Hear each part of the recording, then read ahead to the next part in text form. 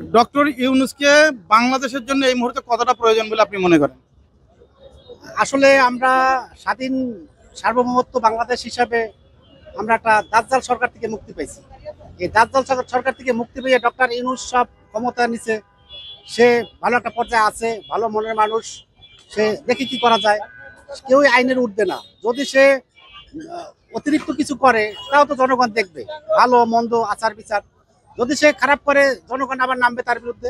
যদি ভালো করে সে সে টুডে টুমরো আরো কয়েকদিন গুছাক, সময় নেক, তারপর ইলেকশন করুক। 15 বছর অন্য দল ক্ষমতায় ছিল, যে কোনো দল ক্ষমতা ছিল, আবার কেউ ছিল না। কেউ চায় ক্ষমতা, কেউ চায় আবার ক্ষমতায় না থাকতে। তাই সুতরাং সেখানে সে গুছিয়ে ভালো একটা শান্তিপূর্ণভাবে, মানে বৈধতামূলক একটা ইলেকশন দেখ, যা গ্রহণযোগ্যতা হয়। হ্যাঁ, দেশটা সংস্কারের বিষয় হলো আপনার কোনো সরকারি অনেক সময় অনেক কিছু পারে না। এই সরকার হয়তো কিছু করলে তার একটা সুনাম হবে যে না, আমি ভালো করছি। এই তাই এদের কোনো স্বার্থ নাই, এদের কোনো নাই। এরা শুধু একটা দলকে ক্ষমতা দিয়ে তারপর তারা তারা সেলুট জানাবে। এবং এভাবেও না, বিগত সরকারগুলো ক্ষমতায় বসাইয়া তত্ত্বাবধায়ক সরকার পালাই গেছে, কিন্তু এই সরকার কখনো পালাবে না। তার একটা সার্বভৌমত্ব সম্মান আছে। সে একটা ভালো একটা কেয়ারটেকার সরকারের মাধ্যমে ইলেকশন দিয়া সে সে জনগণের হাতে তুলে দিয়ে চলে যাবে। এটাই তার আশা ভরসা। এই কয় মাস উনি আছেন, এই কয় মাস ওনার ভালো কি কি দিক পাচ্ছেন? না, সবগুলোই ভালো। এখানে আইন শৃঙ্খলা বাহিনী সব বাংলাদেশ চালায়। আইন শৃঙ্খলা বাহিনীকে তার ভালো মতো ক্ষমতা দেওয়া হয় নাই। সুতরাং তারা নিজেরা যেভাবে চলতেছে এইভাবে চলতেছে। আইন শৃঙ্খলা বাহিনীর হাতে এখনো ক্ষমতা দেয় নাই। আর্মিরা তারা দেশকে কেমনে চালাবে, তারা সংখ্যায় কম, পুলিশ বাহিনী বেশি। পুলিশ বাহিনীর ক্ষমতা দেওয়া হয় নাই। সুতরাং এভাবে চলতেছে, ভালো তো চলতেছে, চলবে, সমস্যা নাই, আল্লাহ ভরসা। আপনি কয় বছর চান? এখানে বছর কিছু না, টুডে টুমরো সে ইলেকশন যখন দিবে সবাই মানিয়ে নিতে হবে। তার হাতে ক্ষমতা দিচ্ছে যখন, খুশি মতো সে দেখ, তার উপরে সবাই খুশি, কোনো সমস্যা নাই। ডক্টর ইউনূসকে বাংলাদেশের জন্য এই মুহূর্তে কতটা প্রয়োজন বলে আপনি মনে করেন? আশা করি এখন এই 2-4 বছর এই ডক্টর ইউনূস থাকাটা আমাদের মনে হয় ভালো হবো। কিন্তু যেই সরকারি আসুক সবাই তো কম বেশ শোষণ করে, কিন্তু ডক্টর ইউনূস এই 6-7 মাসে 8 মাসে বহুত আগে নিয়ে গেছে দেশকে। আমি মনে করি আরো কিছুদিন থাকা উচিত তাকে। ডক্টর ইউনূস বাংলাদেশের জন্য কতটা প্রয়োজন বলে আপনি মনে করেন? আমি মনে করি এই মুহূর্তে তিনাকে অবশ্যই প্রয়োজন। আমরা যদি বিগত কিছু দিনের চিন্তা বিবেচনা করি, তাহলে ওনার পরিবর্তে যদি অন্য কেউ আসতো, তাহলে আমার ধারণা যে বাংলাদেশে আরো এর থেকে আরো বেগতিক হইতো। কিন্তু উনি যে বাংলাদেশকে এখন পর্যন্ত যেভাবে টিকায় রাখছেন, এটা আমাদের জন্য অবশ্যই অত্যন্ত গর্বের। তিনি একজন নোবেল বিজয়ী, আমরা সবাই জানি। তিনি 2006 সালে নোবেল পেয়েছেন শান্তিতে। তিনি শুধু আমাদের বাংলাদেশের না, তিনি গ্লোবাল একজন পার্সন। কিন্তু আমরা জানি তিনি একজন বিশ্ব দরবারে তিনি বাংলাদেশকে প্রেজেন্ট করেন। হ্যাঁ, তিনাকে সবাই কিন্তু শুধু আমরা আসলে বাঙালি জাতি সম্মানী মানুষকে সম্মান দিতে জানি না। ওনাকে কিন্তু আমরা দেখি অক্সফোর্ড বিশ্ববিদ্যালয়, হ্যাঁ, আরো লন্ডনের মানে বিভিন্ন যে বিশ্বের নামকরা বিশ্ববিদ্যালয়গুলো কিন্তু তিনাকে ইনভাইট করেন। তিনার যে কথাবার্তা শোনেন, হ্যাঁ, এটাই। কত বছর দেখতে চান ওনাকে? আমি জানি না এটা কত বছর, কিন্তু আমি চাই যে তিনি একটা সুস্থ ধারা নিয়ে আসুক, আমার ধারণা যে মিনিমাম 2 বছর তো দরকারই, 2-3 বছর দরকার। কারণ 2-3 বছরের আগে একটা জিনিস গোছানো সম্ভব না। কারণ আমরা জানি বিগত ফ্যাসিস্ট সরকার যে কাজটা করছে, ভাই, যে কার্যকলাপ গুলা, এগুলা তো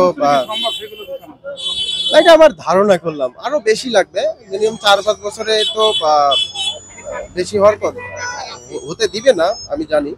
বাট আমার মনে হয় যে 2 বছর 3 বছর থাকা দরকার থাকে। যে 2008 সালের 29শে ডিসেম্বরের যে নির্বাচন হয়, এই নির্বাচনের মাধ্যমে ফ্যাসিস্ট আওয়ামী লীগ সরকার প্রথম ক্ষমতায় আসে।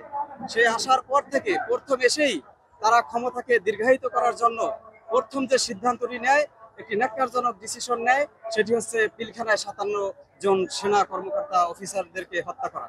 এই হত্যা করার মধ্য দিয়েই মূলত তারা একটি পিলার তৈরি করেছে, যেই পিলারের মাধ্যমে তারা যেন দীর্ঘ সময় ক্ষমতায় থাকতে পারে, এভাবে তারা তাদেরকে হত্যা করে। এরপরে আপনারা দেখবেন যে এই সরকার ক্ষমতায় আসার পর আলেম ওলামা, ইসলামী আন্দোলন, ইসলামী ব্যক্তিত্ব যারা আছেন, তাদেরকে বিভিন্নভাবে ছুতানাতায় তাদেরকে গ্রেফতার করে একজন আলেমকে দেখা গেছে যে ধর্মীয় অনুভূতিতে আঘাত দেওয়ার কথা বলে তাদেরকে গ্রেফতার করে, এরপরে বিভিন্ন মামলায় তাদেরকে আটক দেখিয়ে এরপরে ফাঁসি পর্যন্ত তাদেরকে দিয়েছে। এভাবে করে আপনারা দেখবেন 2014 সালে যে 5ই মে হেফাজতে ইসলাম যে শাপলা চত্বরে 2013 সালের যে 5ই মে হেফাজতে ইসলাম যে সমাবেশের ডাক দিয়েছিল, সেই সমাবেশ তারা সকাল থেকে করতে দিয়েছিল। দেওয়ার পরে তারা ভারতের 5 গোলাম খুনি হাসিনা তারা তাদের কৌশলে ভারতের পরামর্শেই সেই রাত পর্যন্ত তাদেরকে থাকার সুযোগ দেয়। যখন হেফাজতে তারা বলে যে আমরা এখানে থাকবোই, তখন কোনো কিছু বলে না। কিন্তু ভারতের পরামর্শেই রয়ের নেতৃত্বে সে সময় মাদ্রাসার ছাত্র, ছোট বড় ছাত্ররা যারা ছিলেন এবং আলেম ওলামা যারা ছিলেন, তাদের সকলকে হাজার হাজার আলেম ওলামা সেদিন হত্যা করে। এরপরে তারা শুধু এখানেই ক্ষান্ত হননি, তারা সর্বশেষ আমি যদি বলি যে 2024 সালের জুলাই আগস্টে যে গণহত্যা হয়েছে, এই গণহত্যার একদম নেপথ্য এবং মানে সামনের সারির মূল কারিগর নেতা বা নেত্রী হচ্ছে এই খুনি হাসিনা। তার নেতৃত্বেই এই সকল ধরনের খুন খারাপি হয়েছে।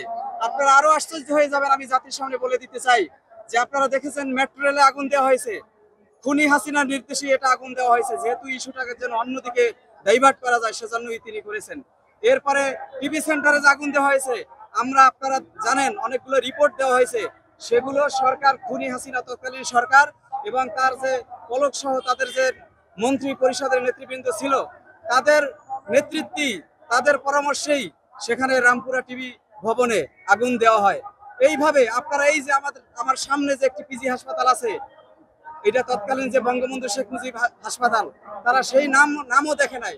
তাদের কথা হচ্ছে কিভাবে ইস্যু সৃষ্টি করা যায়, সেই ইস্যু সৃষ্টি করার লক্ষ্যেই তারা পিজির মতো জায়গায় তারা আগুন সন্ত্রাস করেছে এবং সকল মিডিয়া প্রচার করেছে যে ছাত্রলীগ এটা করেছে। আমি সকালবেলা সেই দিন এখানে উপস্থিত ছিলাম। প্রথমে কোনো মানুষ, সাধারণ মানুষ সেখানে কোনো ধরনের কোনো ঝামেলা সৃষ্টি করেনি, কিন্তু ছাত্রলীগের কিছু পোলাপান ওখান থেকে ভিতর থেকে আমাদেরকে ইট পাটকেল প্রথমে মারতে শুরু করে, পরে ইট পাটকেল খেয়ে সাধারণ মানুষ তাদেরকেও আবার ইট মারা শুরু করে। এভাবে একটা উত্তপ্ত পরিস্থিতি যখন শুরু হয়, গেট কিন্তু খুলে নাই।